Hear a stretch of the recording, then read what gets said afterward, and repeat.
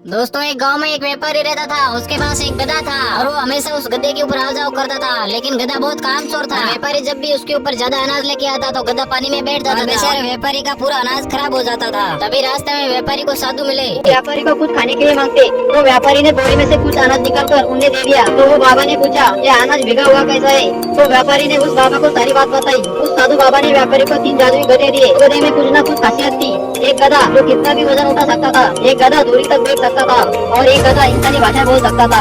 और व्यापारी 2 गधों पर आनंद लाता और बोलने वाले गधे पर खुद बैठ कर आता। धीरे धीरे व्यापारी का व्यापार अच्छा चलने लगा। एक दिन वो रोज की तरह शहर जा रहा था। तभी रास्ते में कुछ लुटेरे व्यापारी का इंतजार कर रहे थे। तो दूर देखने वाले गधे ने लुटेरे को देख लिया और उसने बोलने वाले गधे को बता दिया। बोलने वाले गधे ने व्यापारी को बता दिया। तो व्यापारी गधे को लेकर अपने घर वापस आया और लूटने से बच गया। दोस्तों, एक गांव में एक व्यापारी रहता था। उसके पास एक गधा था और वो हमेशा उस गधे के ऊपर आ जाओ करता था, लेकिन गधा बहुत कामचोर था। व्यापारी जब भी उसके ऊपर ज्यादा अनाज लेके आता तो गधा पानी में बैठ जाता था। व्यापारी का पूरा अनाज खराब हो जाता था। तभी रास्ते में व्यापारी को साधु मिले। व्यापारी को कुछ खाने के लिए मांगते तो व्यापारी ने बोरी में से कुछ अनाज निकाल कर उन्हें दे दिया। तो वो बाबा ने पूछा, ये अनाज भिगा हुआ कैसा है? तो व्यापारी ने उस बाबा को सारी बात बताई। उस साधु बाबा ने व्यापारी को 3 जादुई गधे दिए। गधे में कुछ न कुछ खासियत थी। एक गधा जो कितना भी वजन उठा सकता था, एक गधा दूरी तक देख सकता था और एक गधा इंसानी भाषा बोल सकता था। और व्यापारी 2 गधों पर आनंद लाता और बोलने वाले गधे पर खुद बैठ कर आता। धीरे धीरे व्यापारी का व्यापार अच्छा चलने लगा। एक दिन वो रोज की तरह शहर जा रहा था। तभी रास्ते में कुछ लुटेरे व्यापारी का इंतजार कर रहे थे। तो दूर देखने वाले गधे ने लुटेरे को देख लिया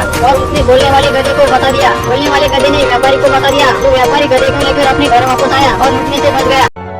दोस्तों, एक गांव में दिनेश और राजू दोस्त रहा करते थे और दोनों एक दूसरे की काम में बहुत मदद करते थे और दोनों जंगल के रास्ते गांव जा रहे थे। तभी उन्हें एक रास्ते में पेड़ दिखाई दिया और वो पेड़ इन दोनों को कहने लगा, जिस रास्ते से जा रहे हो आगे खतरा है, मत जाओ। तभी दिनेश बोला, कैसा खतरा? आगे कोई भूत या डाकू तो नहीं है? पेड़ ने कहा, भूत या डाकू नहीं है, लेकिन उससे भी बुरी चीज है। लेकिन दोनों ने पेड़ की बात नहीं सुनी और वो आगे चले गए। तभी उन्हें आगे एक रास्ते में खजाना दिखाई देता है और दोनों खजाने को देख के बहुत खुश होते हैं। और राजू अंधेरा होने का वेट करता है और दिनेश गाँव टिफिन लेने चला जाता है। और कुछ देर बाद बैठने पर राजू के मन में लालच आता है और राजू दिनेश को मारने का प्लान बनाता है। थोड़ी देर बाद दिनेश राजू के पास खाना लेकर आता है। तभी राजू दिनेश को चाकू से मार देता है। राजू खाना खाने बैठ जाता है और खाने में भी दिनेश ने जहर मिलाया था ताकि वो मर जाए, खजाना मैं ले लूं। इस प्रकार दोनों की मौत हो जाती है और वो दोनों पेड़ की बात नहीं सुनते हैं और आखिरकार पेड़ की बात सच होती है।